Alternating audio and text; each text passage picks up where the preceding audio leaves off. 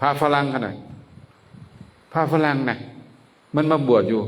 มันมาบวชเป็นอย่างมันค่อยมาบวชฝรั่งเนี่ยนะมันหาความสุขมันนะไปทั่วโลกขนาดมันมีเงินเนี่ย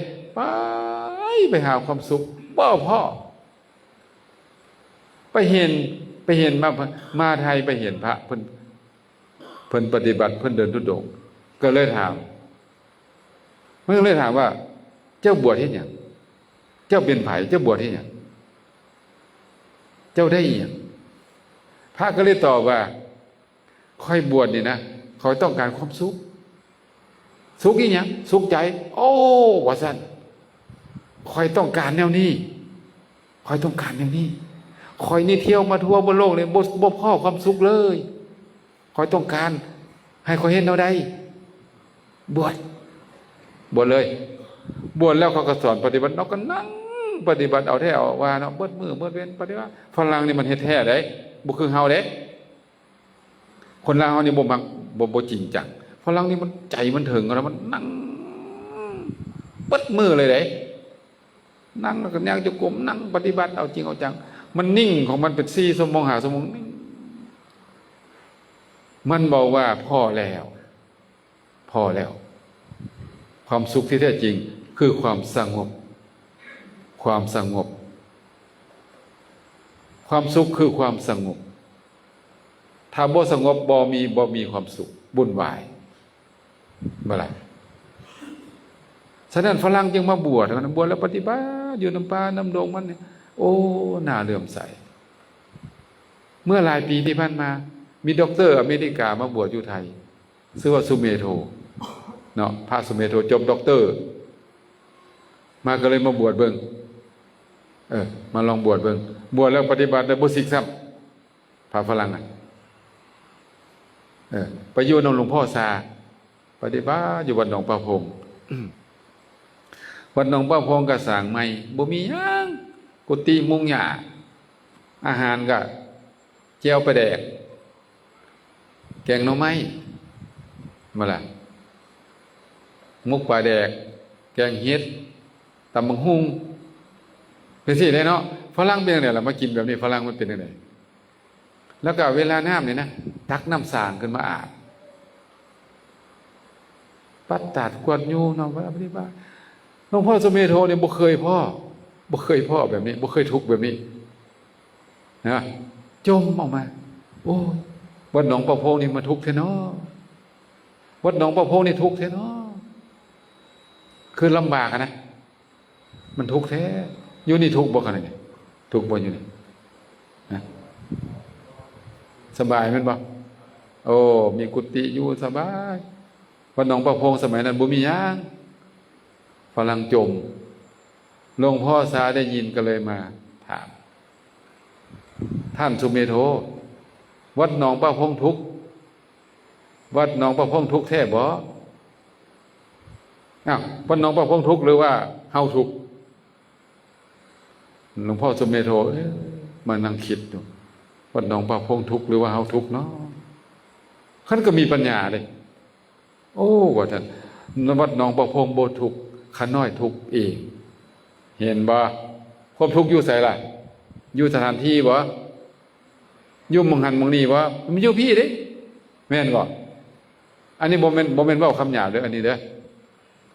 เป็นตัวอย่างซื่อๆเคยเห็นหมาขี้เหื่อนบ่หมาขี้เหื่อนเป็นจังได๋คั่นน่ะมันนอนหม่องเก่าได้บ่มันนอนอยู่นี่เก่ายอกๆแล่นไปห่มไม้นั่นเก่ายอกๆแล่นไปห่มแล่นเป็นไงค่อยแล่นคั่นน่ะมันคิดแนวใดมันจังแล่นไปฮู้บ่มันคิดจังซี่คั่นน่ะอยู่บนนี้มันทุกข์มันคันบนหันดีกว่าไปแล่นไปก็คันอีกเอาบนหันไปตัวคันมันอยู่หม้องใด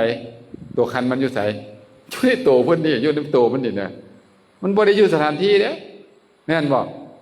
ฉะนั้นนี่เฮ็ดจังไดใจมันสงบต้นตอคือกิเลสอยู่ในตัวเฮานี่มันเฮ็ดให้ทุกข์ถ้าท่านทั้งหลายมีสมาธินั่ง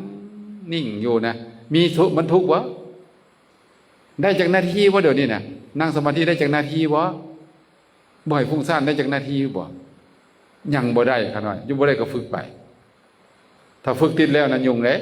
สิบ่อยากสิกแล้วเนี่ย พาฝรั่งขนาดสิเว้าพาฝรั่งให้ฟังเด้อมีพาฝรั่งลูกเศรษฐีอยู่อเมริกาเรียนจบด็อกเตอร์แล้วก็พ่อบอกว่าสิเจ้าเป็นลูกเศรษฐีว่าซั่นเด้อเจ้านะเรียนจบแล้วนะเจ้าอยากไปเที่ยวไสไปพ่อให้เวลา1 เดือนไปเลยเงินบ่อั้นไปเที่ยวรถจะไปใส่ไปจ่ายบ่อั้นไปครบเดือนนึงแล้วกลับมาพ่อสิมอบบริษัทให้ดูแลไปรถเราก็ไปแล้วเนาะเรียนจบก็จะจบก็จะเรียนจบกับแม่ก็เครียดเติบเลยไปบังเอิญมาที่ไทยครับไม่เห็นหลวงพ่อสาพาฝรั่งเต็มวัดเนาะมันบวชที่ยังฝรั่งพวกนี้เนาะก็เลยไปถามว่าบวชที่ยังนี่บวชปฏิบัติธรรมตัวปฏิบัติธรรมแล้วได้ยังก็ได้ความสุขว่ะเขาว่าสิสุขใจสุขใจโอ้อยากลองมึงไปยังบ่ทันได้เที่ยวซ้ำขนาดยังบ่ทันได้เที่ยวซ้ำเลยได้มาบวชแล้วก็ปฏิบัติไหว้พระสวดมนต์ปฏิบัติธรรมโอ้ใจนี่เย็นบ่เคยพ่อบ่เคยเห็นเป็นลูกเศรษฐีอยากได้อย่างมีอยากไปใส่ไปบ่สุขขนาดมีแต่ความทุกข์มั่งพอมานั่งปฏิบัติธรรมจิตใจบ่มีความกังวลบ่มีความฟุ้งซ่านนั่งนิ่งเย็นเงียบรู้สึกตัวโอ้ยจะมันมีความสุขแฮงหลายบ่มีหยังเลยแต่ว่ามีความสุขอยู่บ้านเพิ่นมีทุกอย่างอยู่ในห้องแอร์แต่ว่าทุกข์แฮงรวยแฮงทุกข์เพราะหยังล่ะทุกข์เพราะหยังต้องรับผิดชอบพ่อเอาสิยึดมั่นบ่ปล่อยบ่วางแม่นบ่ล่ะอันนี้ปล่อยวางเนาะบ่มีพ่อบ่มีแม่บ่มีเงินบ่มีศาลบ่มีรถบ่มีลาบ่มีหยังวางจิตใจมันวางฮู้จักวางมันก็วางถ้าบ่วางมันก็วุ่นแม่นบ่ล่ะฮู้จักวางมันก็วางคือเฮาแบกของหนักเลยนะเฮ็ดจังได๋มันสิเซาหนักเนี่ยเอาโป๋งเบาบ่ล่ะเบาบ่เบาเฮามีหลายเท่าใดแห่งแบกหนักสังเกตเบิ่งบ่ตอนบ่มีรถเป็นจังได๋อยากได้รถพอมีรถมาแล้วเป็นจังได๋โอ๊ยตายกูบ่เอาซะดีกว่ามาต้องเสียน้ำมันให้มันบ่ต้องเฮ็ดเฮือนให้มันใส่กระแจต้องเฮ็ดประกันต้องโอ้ยต้องซ่อมต้องโอ้ยตายแล้วกูแม่นบ่ทุกตึมทุกเข้าไปอีก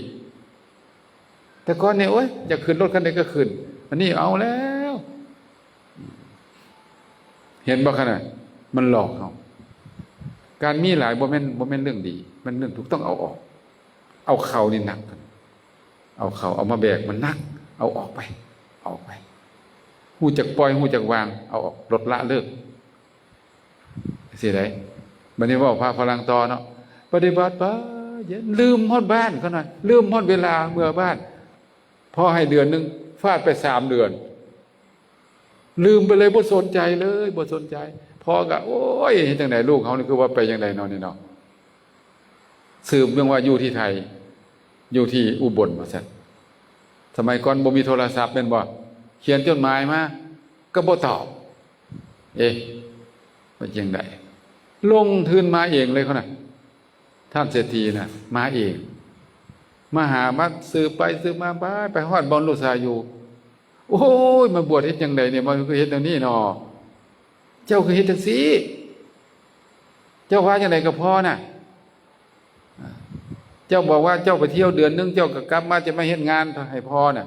เจ้าผิดสัญญาแล้วเดี๋ยวนี้น่ะลูกก็เลยบอกโอ้ยพ่อเอ้ยเดี๋ยวค่อยล้มกันไปหาหลวงพ่อก่อนสิพาไปหาหลวงพ่อก่อนบ่ว่าล่ะเดี๋ยวค่อยล้มกันพอไปหาหลวงพ่อแล้วก็ตั้งปัญหาถามหลวงพ่อเด้ตั้งปัญหานำหลวงพ่อสาบวชเฮ็ดหยังเพื่อหยังได้หยังเราถามได้นี่เราถามหลวงพ่อสาเด้บวชเฮ็ดหยังได้หยังเพื่อหยัง3 ข้อฮู้แล้วบ่บวชเฮ็ดหยังได้หยังเพื่อหยัง พระฝรั่งกับแปลให้หลวงพ่อซาเนาะหลวงพ่อซาก็ตอบ กินข้าวเฮ็ดหยังได้หยังเพื่อหยังไปถามบ่บวชถามเรื่องบวชเพิ่นบอกเพิ่นตอบกินข้าวเพิ่นถามคืนน่ะเจ้ากินข้าวเฮ็ดหยังได้หยังเพื่อหยังตอบเร็วถามเพิ่นตอบแล้วเพิ่นถามเพิ่นน่ะนะฟังทันบ่ล่ะนี่ฝรั่งถามมาว่าบวชเฮ็ดหยังได้หยังเพื่อหยังหลวงพ่อซาตอบว่ากินข้าวเฮ็ดหยังได้หยังเพื่อหยังเป็นคำถามหรือเป็นคำตอบฮะเป็นคำตอบเป็นคำตอบเนาะบ้านนี้ฝรั่งนะลูกชายก็แปลให้มาแปลกินข้าวเฮ็ดหยังได้หยังเพื่อหยังฝรั่งก็มันนั่งฝรั่งเศรษฐีนะเข้าใจแล้วว่าซั่นหลวงพ่อเข้าใจแล้วลูกบ่ต้องเมื่อเด้ออยู่นี่ล่ะพอสิกลับแล้วแปลกบ่เขานะครูบาเข้าใจบ่นี่คนมีปัญญาบ่ต้องเว้ากันหลายแม่นบ่มันเดียวกันบ่คนละเรื่องหรืออันเดียวกันบ่เนี่ยกินข้าวเฮ็ดหยังเอาครูบาฮู้บ่ผู้ใดฮู้กินข้าวเฮ็ดหยังอยู่เนี่ยเพื่อร่างกายเราได้หยังกินข้าวไปแล้วได้หยังเนาะกินข้าวแล้วได้หยัง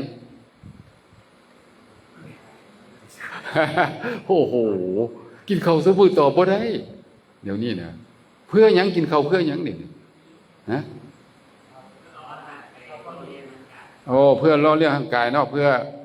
บ่ให้เกิดความอึดความหิวเพื่อเฮ็ดเวียกเฮ็ดงานต่อไปแม่นบ่บวชก็เหมือนกันคั่นน่ะบ่ต้องเลยบวชก็คือกันบวชเฮ็ดหยังเอากลับมาบวชเฮ็ดหยังก็นี่แหละเมื่อประพฤติปฏิบัติตัวให้มันดีขึ้นนี่แหละแม่นบ่เพื่อจิตใจเขาหน่อยอันกินข้าวอันนั้นเพื่อหยังกินข้าวอ่ะเพื่อร่างกายเรานี่มันผู้เป็นฝรั่งนี่ถามบวชเฮ็ดหยังแต่หลวงพ่อตอบก็อันเดียวกันนะกินข้าวก็เพื่อร่างกายให้แข็งแรงให้มีเหือมีแรงให้เฮ็ดเวียกเฮ็ดงานให้มีสติปัญญาแม่นบ่ล่ะให้มีอายุมั่นควรยืนให้ต้านโรคภัยมันก็หลายอย่างแม่นบ่ล่ะสรุปแล้วเนาะเพื่อให้มีสุขภาพดีซะไปแม่นบ่มานี่บวชบวชเฮ็ดหยังบ่ได้หยังเพื่อหยังเกี่ยวกับจิตใจเพื่อให้มีสุขภาพจิตที่ดีการประพฤติทางกายวาจาดีบ่เฮ็ดชั่วแล้วก็เพื่อให้สติสมาธิเกิดขึ้นเพื่อมรรคเพื่อผลเพื่อพระนิพพานเพื่อพ้นทุกข์เอาไปมาฝรั่งกันบ่ได้เมื่อบ้านกัน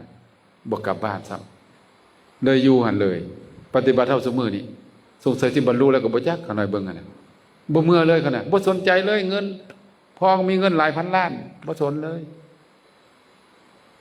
เราบอกว่าจังซี่เราว่าเป็นเศรษฐีก็ทุกข์แห่งเป็นเศรษฐีแห่งทุกข์แล้วว่าคอยบ่มีหยังไปนี่คอยสุขหลายคอยมีความสุขหลายแต่ละมื้อนี่คอยก็บิณฑบาตมาแล้วก็นั่งสมาธิย่างจงกรม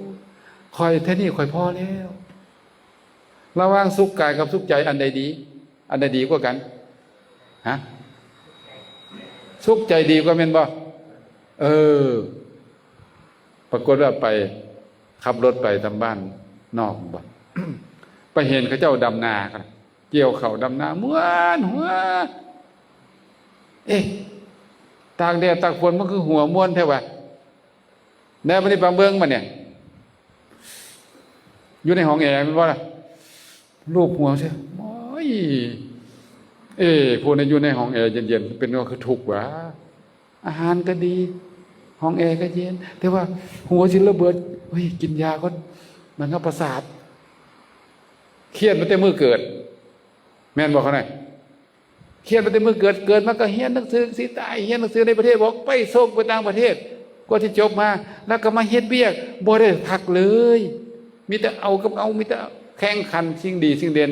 กว่าจะเสงได้ก็จะเข้าเสงเข้าไปในโรงเรียนดีๆดังๆกันนะใส่ความเพียรใส่เครียดบางคนนี่สิฆ่าตัวตายเขานะมีลูกเศรษฐีผู้นึงอยู่ไทยอาจารย์ไปอยู่ไทยช่วงนั้นฆ่าตัวตายลูกมหาเศรษฐีฆ่าตัวตายเงิดบ่ผูกคอตายเลย จดหมายมีจดหมายลาตายพร้อมเราว่าสิเด้ถ้าว่าชาติหน้ามีจริงเราว่าสิชาติหน้ามีจริง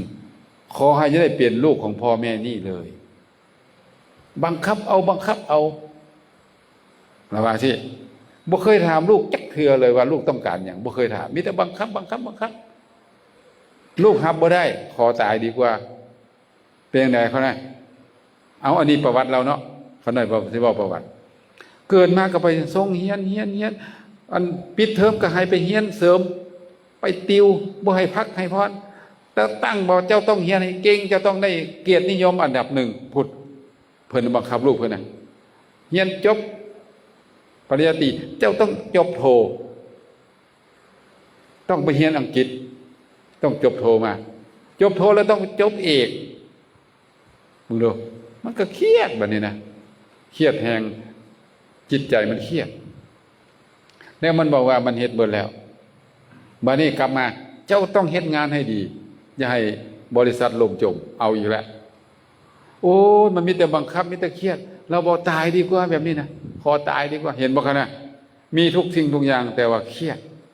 เป็นโรคเครียดโรคประสาทโรคอย่างไง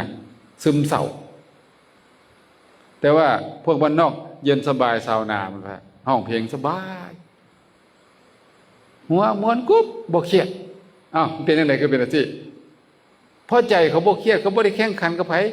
อันนี้เขาแข่งขันธุรกิจสิเป็นสิตายแข่งขันการเรียนแข่งขันการเซ็งแข่งขันโอ้ยสิเป็นบ้าตายเรียนจบแล้วสิสบายก็บ่แม่นแต่มานั่งเกาหัวอยู่กับที่ก็มองอีกเห็นบ่ล่ะมันต่างกันเด้ฉะนั้นบวชมาที่วางปล่อยวางอย่าเอาเฮือนเอาซานมาเด้อนี่เด้อผู้ใดมีรถก็อย่าเอารถมาผู้ใดมีเมียก็อย่าเอาเมียมาอยู่นี่น่ะผู้ใดมีงัวมีควายก็อย่าเอามาจะจูงมาปล่อยมันอย่าเอามานำปล่อยมันไป มาเตโตนั่งให้จิตใจว่างมันจะฮู้ว่าเปลี่ยนแปลงโอ้ต่างกันเนาะอุ้ยบวชกับเป็นพ่อออกกับตอนนี้มันต่างกันดินี่นะพอพันฟ้ากับดินแม่นบ่ขนาดแม่นบ่ต่างกันหลายดิต่างกันหลายมาบวชน่ะสมัยพุทธกาล ก็ถือว่าให้ฟังไปแบบเบาสมองไปเรื่อยๆนะพระพุทธเจ้าเพิ่นบวชเพิ่นตรัสรู้แล้วก็มีคนไปบวชนำเพิ่นหลายผู้ใดไปบวชนำเพิ่นล่ะลูกพระราชามหากษัตริย์ลูกเศรษฐีมหาเทโรคนหังคนมีไปบวชหลายเขาน่ะมีแต่ผู้หน้าตาหล่อๆงามๆทั้งนั้นบวชนะไม่แล้วลูกเศรษฐีลูกมหาเศรษฐีบ่ล่ะบ้านนี่2แม่ลูกเขาน่ะ2แม่ลูกเก็บเห่าให้กันเนาะลูกสาวเก็บเห่าให้แม่แล้วก็ลูกก็นั่งลูกสาวนะนั่งอวยไปทางพุ่นไปเนี่ยแม่ก็หาเห่าให้ลูกเนาะลูกสาวก็เบิ้งอ้าวเห็นพระมาบิณฑบาตนะหน้าตาแต่ละองค์นี่หล่อๆพ้นพระเอกหนังพวกนี้เอาลูกพระราชาลูกเศรษฐีแม่นบ่ล่ะแม่อันหัวล้นๆห่มเหลืองมันแม่นอย่างนั้นน่ะแม่เขาเฮ็ดอีหยังกันน่ะบ่เคยเห็นแม่นบ่คั่นน่ะสมัยนั้นบ้านเฮานี่เกิดมันก็เห็นมันก็บ่แปลกเขาเจ้าบ่เคยเห็นน่ะคั่นน่ะบ่เคยเห็นเลยแม่นโตหยังนี่เฮ็ดจังซี่น่ะแม่มันหยังกันน่ะแม่เขาเฮ็ดอีหยังกันโอ้ลูกบ่ฮู้ว่าเนี่ยเพิ่นบวชตัวพระพุทธเจ้านะ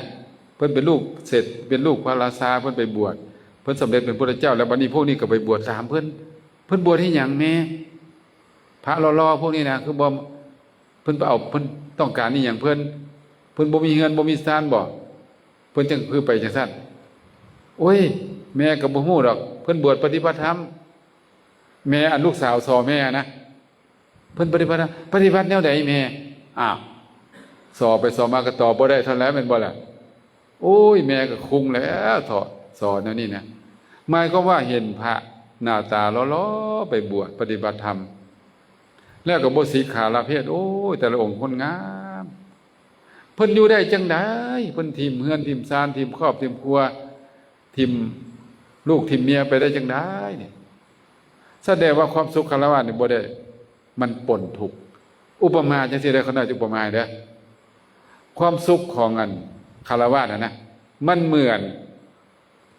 เมื่อเหมือนคนไข้กินของพิษคนไข้กินของพิษเป็นยังไงเป็นยังไงเคยกินบ่เขาเป็นไข้อยู่เขาไปกินของพิษเป็นยังไงโรคก็กำเริบเป็นบ่ล่ะเป็นอย่างนั้นหรือว่าเอาน้ำเพิงผสมยาพิษให้กินเป็นยังไงมันแบบนั้นครับมันบ่คือบวชนี่มันโอ้ยมันบวชแล้วมันจิตใจเยือกเย็นมีสติมีสมาธิมันมีความสุขลองปฏิบัติดีๆแม่ปิติเกิดม้วนมีความสุขบ้านนี้ตอบบ่ได้วะเนี่ยแล้วมีคนฉลาดบัณฑิตผู้หนึ่งย่างมาเจ้าถามอย่างเมื่อกี้นี่โอ้ยแม่คอยถามแม่คอยว่าปฏิบัติธรรมเฮ็ดจังไดแม่คอยแล้วตอบบ่ได้โอ้อยากฮู้บ่คอยสิบอกคนนี้เข้าวัดฟังธรรมประจำให้ได้ฮู้ก็เลยสอนว่าเด้อเจ้าเด้อเบื้องต้นรักษาศีล5เด้อข้อที่1บ่ฆ่าสัตว์ข้อที่2บ่ลักข้อที่3บ่ตัวผิดกามข้อที่4บ่ตัวข้อที่5บ่กินเหล้าเมายาแล้วก็ยามมื้อแลงมาไหว้พระสวดมนต์แล้วก็นั่งสมาธิสอนวิธีนั่งสมาธิให้เจริญอะไรเจริญอาการ32เกสาผมโลมาโคนนาขาเล็บทันตาแก้วให้เฮ็ดจังซี่ฮอด32บ่คือเฮานี่เจริญลมหายใจแม่นบ่มันมีหลายแนวกรรมฐานนะผู้ใดมักแนวใดก็ได้โอ้เข้าใจละขอสิเอาไปเฮ็ดก่อนนะอีนางนี่เขาน่ะยามมื้อแลงมันก็นั่งเกสาผมทั้งหลายโลมาขนทั้งหลายแล้วเบิ่งไปพร้อมดึงออกมาผมทั้งหลายโลมาขนทั้งหลายหน้าขาเล็บทั้งหลายเลยแยกออกมาเนาะคนเท่านี้เลยบ่มีหยังเลยเนาะเป็นกองขนเล็บแขวเป็นกอง32กองโอ้เฮานี่บ่มีหยังเนาะมีอาการตัวคือเฮือนอันนี้ศาลาหลังนี้แล้วนี่ลองถอดมาไหมถอดออกมานี่กองอายะเลยเด้บ่เป็นอันนี้เลยเด้คือรถคันนึงเฮาดึกเฮามาออกมานี่ก็กองอายะเลยเด้อันนี้ก็เหมือนกันเอาผมขนเล็บแขวถอดออกก็ถอดบ่มีหยังเลยบ่มีหยังจบบ่มีหยังงามบ่มีหยังที่น่าเอาเลยนะมีแต่ของบูดของเน่าของเปื่อยของเพของพังเกิดความสลดสังเวชนางนี่ได้บรรลุเป็นพระโสดาบันอยู่เฮือนถึงบ่ล่ะปฏิบัติธรรมอยู่เฮือนบรรลุเป็นพระโสดาบันนางนี่น่ะมีบุญได้เนาะฉะนั้นเฮาฝึกได้แล้วเฮาไปปฏิบัติอยู่เฮือนเฮาก็ได้ถ้ามันอยู่บ่ได้นะปฏิบัติอยู่ไสก็ได้ขอให้ปฏิบัติเป็นขอให้ตั้งใจปฏิบัติเป็นแล้วก็เอานำไปใส่เบิดทุกทีขนาดอยู่ในศาสนานี้ก็ดีสิกไปก็ดีบ่มีปัญหาหยังคอยปฏิบัติตั้งใจปฏิบัติอันนี้ไม่ออกเด้พอออกไม่ออกโอ้ยขน้อยเสียดายบ่ได้บวชเด้เนาะบ่ได้บวชก็บ่เป็นหยังบ่ได้บวชกายก็บวชใจเห็นบ่ล่ะบวชใจก็คือปฏิบัติธรรมอยู่หั่นแหละเห็นบ่ขนาดแล้วยังมีเรื่องอื่นนึงอีกเอาปัจจุบันอีกนะนำมาเล่าให้เบาสมองจักหน่อยมีลูกเศรษฐีมาเลเซียเศรษฐีอันดับ1มาเลเซียเขาน่ะตึกแฝดนะตึกแฝดปีตัวนั้นรวยที่สุดเป็นธุรกิจน้ำมันรวยที่สุดมีลูกชายผู้เดียวมีลูกชายผู้หนึ่งลูกสาวผู้หนึ่งส่งลูกชายไปเรียนอยู่ประเทศอังกฤษจบด็อกเตอร์ได้8ภาษาเก่งบ่เก่งได้8ภาษาเรียนจบกลับมาแล้วบัดนี้พ่อก็เลยบอกว่าอ้าวลูกสิไปเที่ยวไสก็ไปเที่ยวแล้วก็กลับมาบริหารธุรกิจเฮาพ่อก็บ่ได้เฮ็ดเพื่อไผดอกเฮ็ดเพื่อลูกนั่นแหละไปไสบ่ไปไทยคั่นน่ะไปพ่อพระกรรมฐานสายหลวงพ่อซาเฮ็ดอีหยังกันเนี่ยพากันมาบวชเฮ็ดหยังซ้อไปเนาะเพิ่นก็เว้าให้ฟังโอ้ก็ได้ความสุขตัวบวชก็ได้ความสุขหยังสุขใจเป็นจังไดมันก็เย็นจิตใจเพิ่นก็บรรยายฟังโอ้อยากลองมึงเว้ยเพราะว่าชีวิตของเรามีแต่ทุกข์กับทุกข์มีแต่เฮียนกับเฮียนมีแต่เครียดกับเครียดอยากลองแบบนี้บ้างวะเอากับบวชบ้างไหมก็เลยบวชขนาดบวชสายปฏิบัติก็เลยปฏิบัติเนาะปฏิบัติไปปฏิบัติพอเนี่ยนะ ลูกเอ้ยได้เวลาซิกแล้ว เดือนหนึ่งผ่านไปกับบ่ซิก2 เดือนผ่านปีหนึ่งผ่านกับบ่ซิกเอาหลายปีเว้ยพ่อนี่ก็โอ้ยเนาะเฮ็ดจังได๋นำหาก็บ่พ่อนี่อยู่ป่าอยู่ดงคั่นน่ะลี่ไปหาลี่ พ่อนี่จ้างสายลับคั่นน่ะจ้างสายลับไปสืบเบิ่งลูกอยู่ไสสิไปหานะมีงวดหนึ่งเพิ่นไปปฏิบัติธรรมอยู่ที่ภูเก็ตจังหวัดภูเก็ตนะครับพอฮู้เลยขี่ยนต์มาเลยเด้ยนต์ส้นตัวขี่ลงมาเลย ลูกชายก็บ่ฮู้แล้วว่าพ่อมาก็หนีบ่ทันนั่นแล้วก็หนีบ่ทันก็เลยได้นั่งหนีบ่ทันก็เลยนั่งลมกันก็ต่อว่าลูกนี่จังซั่นจังซี่นะบ่สมควรนะเอาตัวรอดเอาน้อว่าให้ลูกนะเจ้านี่เห็นแก่โตนะพ่อเลี้ยงเจ้าใหญ่แล้วเจ้าบ่ซอยเวียงซอยงานนะเจ้านี่นะเอาแต่โตโอ้ยเว้าไป3 ชั่วโมงเพิ่นก็นั่งนิ่งเพิ่นเป็นนักปฏิบัติฟังนี่บ่ตอบบ่โต้หยังจนเมื่อยเว้าบัดนี้เมื่อยเว้าแล้วก็หยุดแล้วเนาะมันว่าอะไรพร้อมขอให้ลูกเว้านำแดพอเว้าหลายแล้วขอลูกเว้านำแดฟังให้ดีเด้อคั่นน่ะเพิ่นสิว่าแนวใดเด้อฟังเด้อพอสิ่งที่พ่อต้องการพ่อเนี่ยพ่อแล้วบ่แต่ว่าสิ่งที่ลูกต้องการลูกพ่อแล้วเท่านี้ครับหมายความว่าจังได๋ครับสิ่งที่พ่อต้องการเนาะพ่อเนี่ยพ่อแล้วบ่แต่ว่าสิ่งที่ลูกต้องการลูกพ่อแล้วหมายความว่าจังได๋ครับเข้าใจบ่นี่ฮะเข้าใจว่าจังได๋ครับลองเว้าสู่กันฟังมึงดูมีบ่พอเนาะพอบ่มีบ่พอจักได้มันเมื่อใดสิพอเมื่อใดสิหยุดนี่นะขยายธุรกิจไปติ๊กเมื่อใดสิหยุดเมื่อใดสิพอแห่งขยายแห่งต้องรับผิดชอบแต่งทุกข์แม่นบ่ล่ะคั่นน่ะพวกเศรษฐีทั้งหลายบ่ได้นอนเฮือนนอนนำรถกินข้าวนำรถมีเฮือนหลังบางใหญ่งามๆบ่ได้นอนให้คนใช้นอนมีรถคันงามๆบ่ได้ขับให้คนอื่นขับให้สิว่าจังได๋ครับสิว่าแนวใดนี่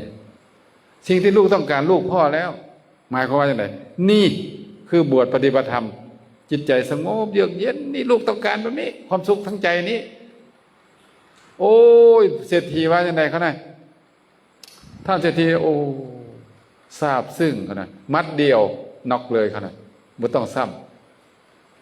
ำพอเข้าใจแล้วสั่นพอเข้าใจแล้วลูกเอ้ยให้ลูกบวชไปปฏิบัติธรรมไป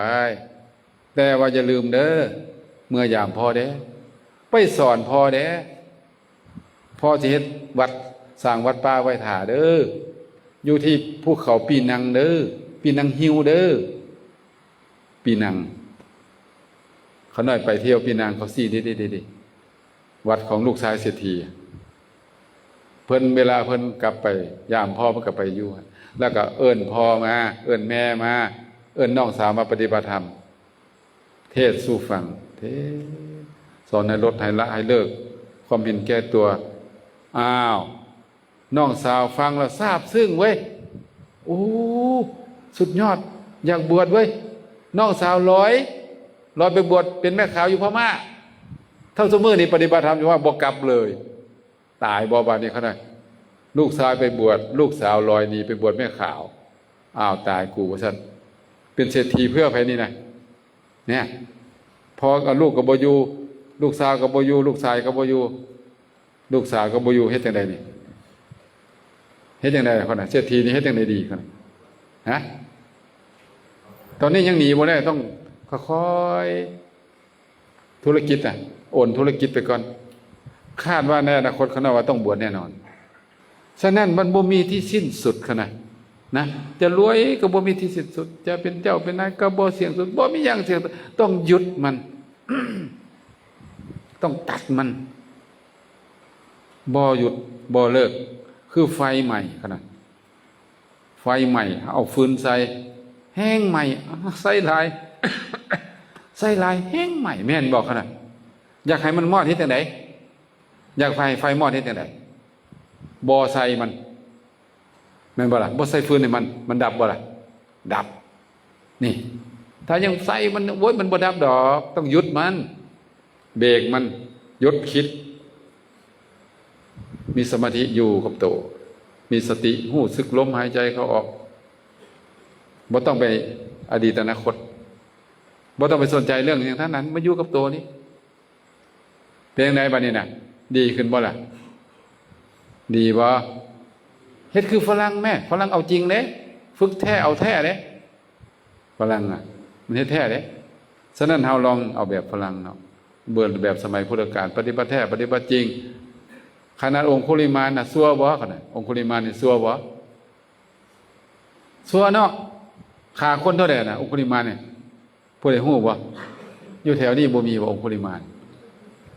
บ่เด้องคุลิมานนี่เด้สิฆ่าพระพุทธเจ้าน่ะองค์นี้ซัวเด้องคุลิมานฆ่าคนบ่หลายมาฟังธรรมพุทธเจ้าหน่อยเดียวเขาหน่อยฟังธรรมพุทธเจ้าไล่ขาเนี่ยเจ้าดาบฟันพระพุทธเจ้าพระเจ้าก็ย่างไปธรรมดาแล้วยังได้ก็บ่ทันผู้หนึ่งมีฤทธิ์เป็นบ่ล่ะผู้หนึ่งมีฤทธิ์เดชผู้หนึ่งแลนบ่ทันแล้วจังไดก็แลนจังไดก็บ่ทันห้องใส่เนาะหยุดสมณะหยุดก่อนแลนบ่ทันเพิ่นก็เลยบอกให้เพิ่นหยุดเพิ่นบอกว่าหยุดแล้วอ้าวหยุดจังได้ยังย่างอยู่หยุดจังไดคือย่างอยู่เพิ่นบอกว่าเพิ่นหยุดทำความชั่วเพิ่นหยุดทำความชั่วทั้งกายทั้งวาจาทั้งใจท่านนั้นบ่หยุดมือยังเปื้อนเลือดยังบาปเฮ็ดบาปอยู่โอ้มันคนละหยุดตัวนี้นะคนละหยุดได้แม่นบ่ล่ะเพิ่นว่าเพิ่นนี่บ่แม่นหยุดย่างเด้เพิ่นหยุดทำความชั่วเด้บ่คือเจ้ายังบ่หยุดมือนี่นะเห็นว่าดาบรุดมือนั่นเบิ่งแม่น่ะเบิ่งปลายน่ะดาบรุดมือตกบ่ฮู้สึกโตนะดาบรุดมือนะจนองคุลิมานตายเฮานี่ซัวเนาะฆ่าคนมาเท่าใดแล้วนี่นับมาก่อน999ปาดโธเหลือผู้เดียวสิฆ่าแม่เนี่ยแม่เนี่ยน่ะยืนอยู่น่ะแม่เราเนี่ยน่ะสิฆ่าแม่ตัดเอานิ้วมือให้ได้ครบ1,000 นิ้วสิไปเรียนคาถาอมตะอาจารย์บอกกันนะถ้าเจ้าอยากเรียนมนต์อมตะนะเจ้าฆ่าคนนะเอานิ้วมือมา 1,000 นิ้วเอามาเรียนขึ้นครูสิสอนมนต์ให้เนี่ยเหลือนิ้วเดียวน่ะสิฆ่าแม่พระพุทธเจ้าขวางไว้ถ้าไปฆ่าแม่แล้วโอ้ยกรรมนักเลยปฏิบัติธรรมบ่ได้แหละมาละสิฆ่าพระพุทธเจ้าไล่ฆ่าก็ไล่บ่ได้แล้วพระพุทธเจ้ามีฤทธิ์เนาะพระเจ้าก็แสดงธรรมให้ฟังว่าน้อยเดียวเขาหน่อยมือนี่หลุดเลยอ่อนเลยแล้วก็ขอบวชพระเจ้าก็บวชให้เด้บวชให้ทันทีเลยเด้บวชแล้วก็กลับไปวัดพระเจ้าก็แสดงธรรมองคุลิมานก็นั่งฟังพระองคุลิมานฟังเทศซึ้งเนาะเฮานี่มันชั่วซ่าลามกแด้นี่เนาะตายไปได้สิไปตกนรกขุมใดเนาะนี่เนาะเฮ็ดจังได๋ดีพระถามพระเจ้าก็ว่าโอ้ถ้าอยากบ่อยากตกนรกก็ปฏิบัติธรรมแหละบ่ประมาทปฏิบัติธรรมเพิ่นก็เฮียนกรรมฐานจากพระเจ้าแล้วก็เข้าป่าเขาหน่อยอยู่ผู้เดียวกินผู้เดียวนั่งผู้เดียวนอนผู้เดียวอยู่ในป่าปฏิบัติธรรมในที่สุดโอโคเลมานสำเร็จเป็นพระอรหันต์นะขนาดชั่วแบบนี้เลยเป็นพระอรหันต์นะเด้ขอให้ธรรมะเข้าไปในใจนะขอให้ปฏิบัติธรรมเขาหน่อยให้ปฏิบัติธรรมและธรรมะที่เข้าไปไ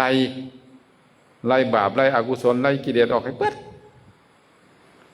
เมื่อกิเลสออกเบิดแล้วไปใส่บัดนี้นิพพานเขาน่ะฮอดนิพพานเลยเห็นบ่ล่ะบ่ต้องไปใส่บ่ต้องย่างไปใส่มันเมื่อยไปนิพพานแล้วเอาอีกแค่น้อยเนาะ มานี่นะคณะสิเว้าเรื่องปฏิบัติให้ฟังน้อยหนึ่งบางองค์โอ้ยอริยมรรคมีองค์8นี่มันคือยาวแท้เนาะเอาย่อๆก็ได้แม่นบ่คั่นน่ะเนาะเอาย่อๆนะมีพระสมัยก่อนเบิดแล้วโอ้ยมันคือศีลมันหลายแท้เป็นลูกเศรษฐีเขานะลูกเศรษฐีไปฟังธรรมแล้วเหลื่อมใสมาบวชเนาะโอ้ยอันนั้นก็ผิดอันนี้ก็ผิดตายเท่าใดศีล227โอ้ยตายแล้วเป็นฆราวาสดีกว่าศีล5ข้อเนี่ย5ข้อนี่พอได้227โอ้ยบ่ไหวตายแล้วบ่ไหว ซิกดีกว่านะเอาไปเป็นฆราวาสรักษาศีลห้าเฮ็ดบุญให้ทานไปดีกว่านะบ่ไหวแล้วยอมอุปสาอาจารย์ก็เลยนำไปหาพระพุทธเจ้าพระพุทธเจ้าเลยถามว่าเป็นยังไงอยากซิกเขาหน่อยเป็นยังก็อยากซิกอยู่บ่ได้บ่ไหวเขานะมันนัก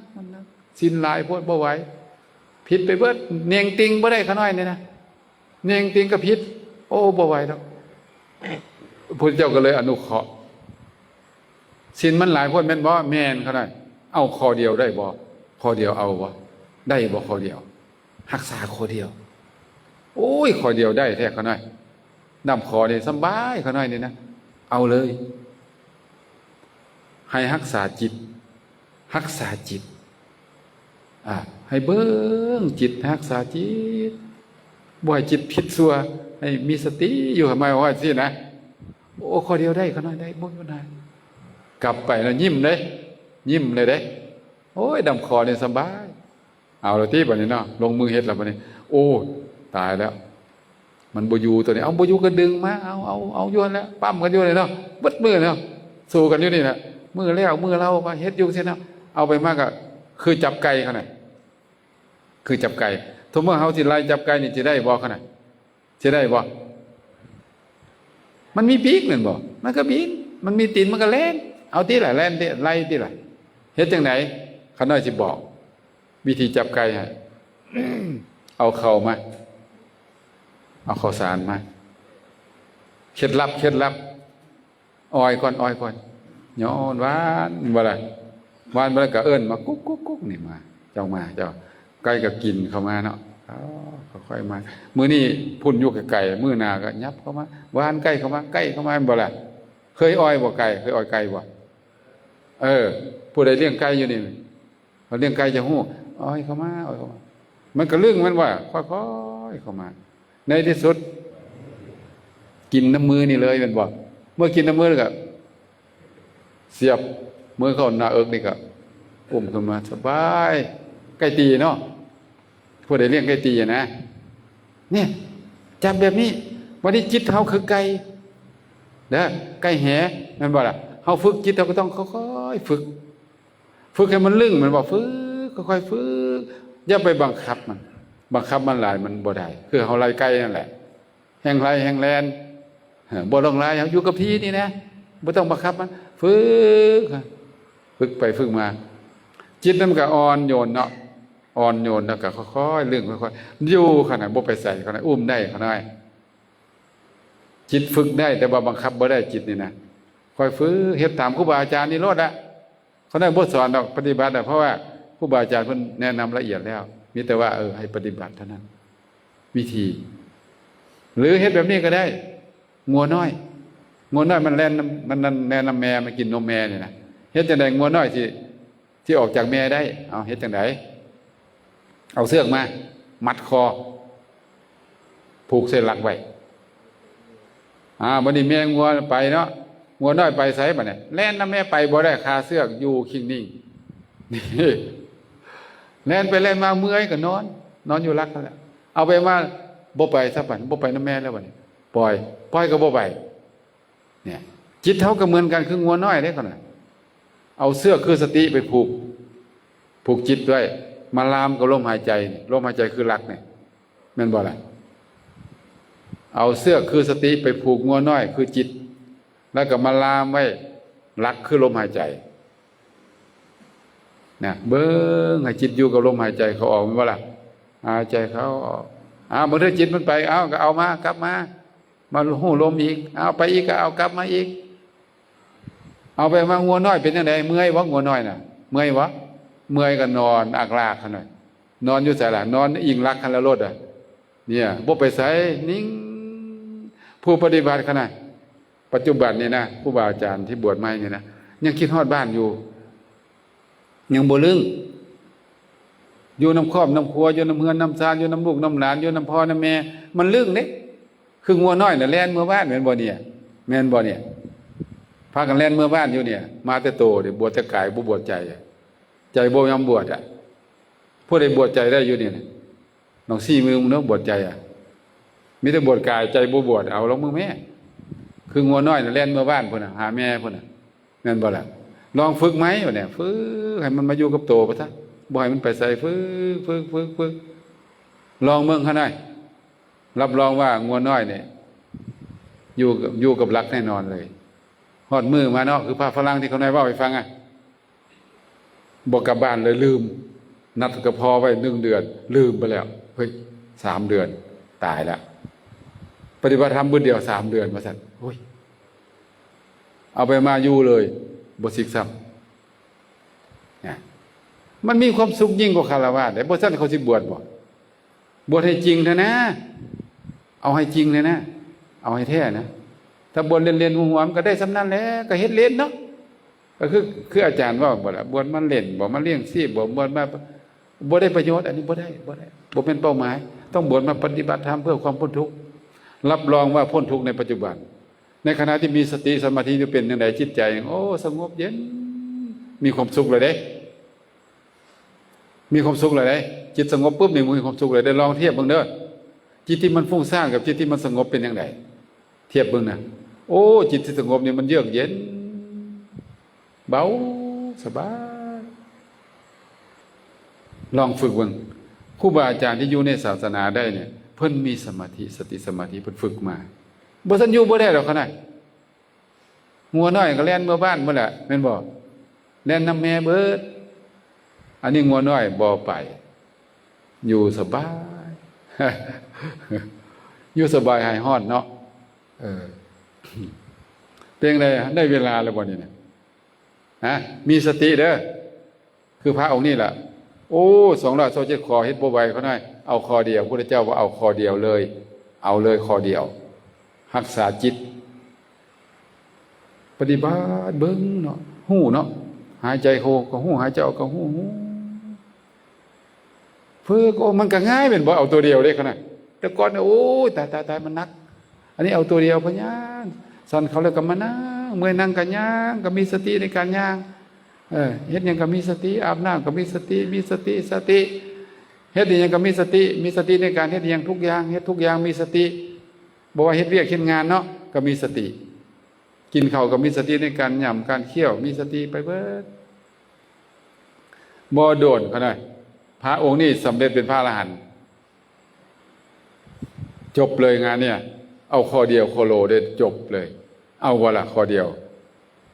เอาบ่ล่ะมันหลายข้อเอาข้อเดียวอ่ะไหวบ่ถ้าข้อเดียวก็บ่ได้ไปซะแม่นบ่ล่ะข้อเดียวก็ยังเฮ็ดบ่ได้กับเมื่อบ้านเท่านั้นแหละเอาข้อเดียวเขาหน่อยเดี๋ยวนี้น่ะมีสติตัวเดียวพอแล้วมีสติในการเฮ็ดหยังเฮ็ดนี่ยังไงมีสติอ่ะนะจะยืนจะย่างจะคู่จะเงยจะหายใจก็ให้มีสติจะไปใส่ก็มีสติป้าเมื่อมีสติกิเลสเข้ามาใกล้บ่ได้เด้ความโลภความโกรธความหลงเข้ามาใกล้บ่ได้เด้เป็นจังได๋ล่ะบัดนี้นะเอาเริ่มลืมบ้านก่อนโอ้ยจักมื้อแล้วเนี่ยโอ้ยใกล้สิออกใกล้สิครบ7 มื้อแล้วบ่โอ้ยอยากอยู่ต่อเว้ยวางได้แม่อยากอยู่ต่อนะเดี๋ยวนี้อยู่ก็อยู่ตัวลูกยาวเลยตัวบาดเห็นบ่ล่ะบางเทื่อนี่นะยังบ่เลิกออกไปก่อนโอ้ยออกไปแล้วมันทุกข์แท้วะอยากไปบวชใหม่เด้เว้ยปีหน้าก่อนมันก็เลยติดไปก่อนเป็นฆราวาสกับปฏิบัติไปอากายเป็นคนปฏิบัติปฏิบัติเป็นฆราวาสกับปฏิบัติอยู่ไสกับปฏิบัติเลยเป็นคนปฏิบัติแบบนี้ไปเลยนะอยู่ไสก็มีความสุขนั่งเฮ็ดเวียกเฮ็ดงานก็มีความสุขยิ้มอยู่ต่างเก่าแล้วเด้ต่างเก่าแล้วมีพ่อออกเพิ่นมาลมสู่ฟังอันเมียเขาน้อยนะบ่คือเก่าเมียเขาน้อยนะแต่ก่อนเว้ากันฮู้เรื่องเดี๋ยวนี้บ่ฮู้เรื่องว่าซั่นเป็นจังไดคือบ่ฮู้เรื่องเราไปปฏิบัติธรรมนี่แหละวัดนั้นจัดงานปฏิบัติธรรมเราก็ไปวัดใดปฏิบัติธรรมเราก็ไปมาเรากลับมาบ่คือเก่าแต่ก่อนเว้าโนหัวมันเดี๋ยวนี้เสยเสยเนาะได้ล่ะเรานั่งเสยเวลาเฮาเปิดเพลงหยุดเป็นอย่างเขาบ่ให้เปิดรบกวนสมาธิสมาธิอย่างว่าผัวบ่ฮู้เรื่องเขาน่ะบ่ฮู้เรื่องคิดว่าเมียเจ้าของบ่ดี เป็นคึมๆอยู่ว่าซั่นบ่ยิ้มบ่หัวคือเก่าอ้าวคนปฏิบัติธรรมจะให้หัวกิ๊กๆอยู่ได้ไงแม่นบ่ล่ะคั่นน่ะก็นิ่งคนมีสติจะไปหัวกิ๊กๆจังได๋ใช่บ่คือเก่านะบ่คือเก่าแล้วการย่างกันค่อยๆย่างเบิ่งวาดทรงงามเนาะนั่งก็นั่งนะยังมื้อแลงก็ไหว้พระสวดมนต์นั่งมื้อใดสิเลิกวะนั่งไป2 ชั่วโมงก็บ่เลิกเนาะก็เลยถามว่ามันบ่ดีว่าเฮ็ดอันนี้น่ะจักแล้วคนน้อยอยากเฮ็ดให้อยากให้เมียเขาน้อยคือเก่าหั่นมันสิคือเก่าจังได๋เขาน้อยแม่นบ่ล่ะคนปฏิบัติธรรมมันสิคือเก่าบ่ล่ะมันเป็นนักปฏิบัติธรรมแล้วได้บ่แม่นคนธรรมดาแล้วได้แม่นบ่ เห็นบ่เปลี่ยนมันเปลี่ยนไปก่อนบัดนี้ลูกชายบัดนี้มีผู้หนึงมาว่าโอ้ยลูกชายก็น้อยเด็ดไปบ่คือเก่าแล้วลูกชายก็น้อยเป็นจังได๋ไปบวชมา3 เดือนสิกออกไปคั่นน่ะอันขายเครื่องให้พ่อเด้อไปนั่งสมาธิอยู่หน้าห้านพุ่นน่ะคนมาซื้อเครื่องเขาก็บ่มีผู้ใดเขาก็จับเอาไปแล้วเนาะอ้าวลูกคือมาเฮ็ดจังซี่เจ้าเฮ็ดอีหยังมานั่งหลับตานั่งสมาธิโอ้บ่เป็นบ่ลูกเฮ็ดอันนี้น่ะเว้าหลายก็หนีวับไปอยู่หลังบ้านนั่งสมาธิอยู่หลังบ้านเซ้ยอยู่ตาดีบ่หรือบ่ดีเฮ็ดจังซี่คั่นน่ะฮะดีบ่หรือบ่ดีก็บ่ได้รบกวนบ่ได้ไปกินยาบ้ายาเมาบ่ได้ผิดบ่ได้เล่นกงเล่นเกมหยังนั่งสมาธิเซ้ยเป็นตาบรรลุบ่คั่นน่ะเป็นตาได้บรรลุบ่แนวนี้น่ะนะปล่อยเราซะเป็นหยังล่ะลูกเอาเลยเต็มที่เลยเปิดไฟเขียวให้เลยแม่นบ่เป็นคนละคนกันนะปฏิบัติธรรมมาแล้วถ้าธรรมะเข้าไปในจิตในใจมีสติสมาธิแล้วนี่นะจิตใจมันเยือกเย็นมันบ่อยากเอาหยังบ่อยากได้หยังบ่อยากได้หยังเลยบ่มีสาระบ่มีแก่นสารคือลูกเศรษฐีมาบวชน่ะเขาบ่เอาหยังบ่ต้องการหยังลูกเศรษฐีมาเลเซียลูกเศรษฐีอังกฤษลูกเศรษฐีฝรั่งลูกเศรษฐีเขามาบวชเขาบ่เอาแล้วในสมัยพุทธกาลก็บ่เอาแล้วพอความสุขมันเหนือทุกสิ่งทุกอย่างเนาะเพิ่นปฏิบัติธรรมจนบรรลุเป็นพระอรหันต์ถึงพระนิพพานแห้งคักแล้วเนี่ยกิเลสบ่เกิดเลยนะคักแล้วฉะนั้นเนาะก็ได้เว้าเรื่องการบวชให้ฟังกันนะเล็กๆน้อยๆเนาะการบวชนี่มาลดละเลิกได้ความชั่วเอาแนวบ่ดีออกนะครับคือเฮาซักผ้า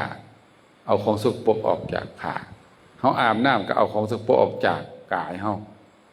บ่ได้ใจสกปรกเฮ็ดจังได๋เฮ็ดได้สิออกเอาหยังมาซักล่ะก็ต้องเอาธรรมะฟอกซักออกเอาสติเอาสมาธิซักออกไปจิตใจมันได้สะอาดแม่นบ่เฮาสะอาดแต่กายใจบ่สะอาดเฮ็ดจังได๋มันต้องสะอาดทั้งกายทั้งใจพร้อมให้มันสะอาดไปพร้อมฉะนั้นการบวชก็คือการเว้นจากความชั่วทุกอย่างแล้วบวชมาเฮ็ดหยังเพื่อหยังบวชมาเพื่อประพฤติปฏิบัติธรรมเพื่อให้มันพ้นทุกข์เพื่อมรรคผลเพื่อพระนิพพานเพื่อความสุขนั่นแหละเนาะความสุขที่บ่มีกิเลสนั่นแหละเมื่อบ่มีกิเลสก็มีแต่ความสุขเป็นอาชีพเป้าหมายของการบวชเป็นอันนี้ฉะนั้นก็เลยนำเรื่องต่างๆมาเล่าให้ฟังหนทางไปสู่พระนิพพานมีแล้วคืออริยมรรคมีองค์8ขอปฏิบัติเพื่อพระนิพพานก็มีแล้วก็คืออริยมรรคมีองค์8คือเก่าหรือจะย่อลงมาศีลสมาธิปัญญาก็ได้รักษาศีลดีๆแล้วก็ฝึกจิตให้มีสมาธิให้มีสติมีปัญญาเอา3ก็ได้เอา1ก็ได้เอาบ่ได้หลายพดเอา1ก็ได้ให้มีสติรักษาจิตรักษาใจมีสติอยู่แบบนี้ก็สบายครับบ่คิดร้ายบ่คิดหน้าบ่คิดหลังอยู่กับปัจจุบันมีสติอยู่กับปัจจุบันอยู่กับลมหายใจเข้าออกแค่นี้พอแล้วชีวิตเราบ่ต้องยากบ่ต้องหลายเรื่องเฮ็ดให้มันง่ายๆเฮาเฮ็ดแบบง่ายๆให้เป็นแค่มีสติอยู่ก็พอแล้วที่ผ่านมามันยุ่งยากกันหน่อยมีแต่สิเอากับเอามาที่นี่ความโลภความโกรธความหลงวุ่นวายสายผงบ่มีมือจบบ่มีมือเสียต้องตัดมันออกไปเอามันออกไปเลิกมันออกละมันออก คนเคยติดเหล้านะถ้าเลิกเหล้าได้เป็นยังไงรู้สึกสบาย คนเคยติดยาเลิกยาไปเป็นยังไงสบายบ่สบาย นี่นะก็เลยนำมาว่าเขาบวชมาเนี่ยเขาได้หยังเขาสิได้หยังจากการบวชเฮ็ดหยังได้หยังเพื่อหยังเนาะต้องมีอยู่เสมอเด้อถามเจ้าของเด้อบวชมาเฮ็ดหยังเด้อย่างน้อยเขาก็มาฝึกเนาะฝึกกายวาจาใจให้มันดีบวชมาสิมีเป้าหมายอื่นบ่สิบวชมาตอบบุญแทนคุณพ่อแม่ก็ได้บวชมาฝึกหัดดัดนิสัยให้มันดีขึ้นเป็นคนผู้ดีมีสติสมาธิบวชเพื่อให้ตัวเองมีความสุขเพื่อกำจัดความทุกข์เพื่อมรรคผลพระนิพพานได้ทั้งนั้นแต่เป้าหมายก็คือนิพพานเนาะเป้าหมายที่นำมามื้อนี้นะเวลาเราบวชเลยสัพพะทุกขานิสรณานิพพานาสัสสิกรณัฏฐายะอีมังกาสว่างนี่นะเอาว่าสินะแปลว่าข้าน้อยบวชขอบวชเพื่อพ้นจากทุกข์เพื่อแจ้งพระนิพพานว่านั่นนี่เลยตอนบวชนะเป้าหมายนะว่านั่นนี่ฉะนั้นเราก็ได้มาบวชได้มาฝึกแอบเนาะได้มาไหวพระได้มาสวดมนต์ได้มานั่งสมาธิได้มาฟังเทศน์ฟังธรรมชีวิตของเราที่ผ่านมานี่นะหลายสิบปีเนี่ยอยู่7 วันนะมีความสุขกว่าแล้วก็มีสาระแก่นสารกว่าชีวิตฆราวาสบ่มีอย่างเลย จะบอกให้เปรียบเทียบเบิ่งแล้วก็ตั้งใจเนาะให้ขอให้ตั้งใจ7 วันกับ7 วันบ่ว่ากันขอให้ตั้งใจเฮ็ดรับรองขนาดเปลี่ยนแปลงแน่นอนธรรมะเปลี่ยนน้ำเปลี่ยนใจป่าวิปัสสนาเปลี่ยนใจคนจะบอกไงถ้าผู้ใดมีศีลมีธรรมอยู่ในตัวแล้วรับรองมีความสุขรับรองว่าพ้นทุกข์แน่นอนฉะนั้นเมื่อนี้ก็ได้เว้าเนาะธรรมะปกิณกาธรรมเล็กๆน้อยๆสู่พระบวชใหม่ฟังก็หวังว่าเนาะให้ครูบาอาจารย์บวชใหม่นี่ก็ให้มีความสุขหายจากความทุกข์หายจากโรคจากภัยจากไข้จากหนาวจากคอจากเข็นอายุดีมีแห้งทั้งกายทั้งใจมีความสุขอยู่ในโลกนี้มีความสุขอยู่ในโลกหน้าแล้วก็มีความสุขอย่างยิ่งคือมรรคผลนิพพานให้เป็นผู้มีสติมีสมาธิมีปัญญาสามารถรู้แจ้งแทงตลอดพระธรรมคำสอนพระพุทธเจ้าแล้วก็คอยได้บรรลุมรรคผลนิพพานเป็นที่สุดเป็นที่แล้วเมื่อสุขผู้สุคนเทอญ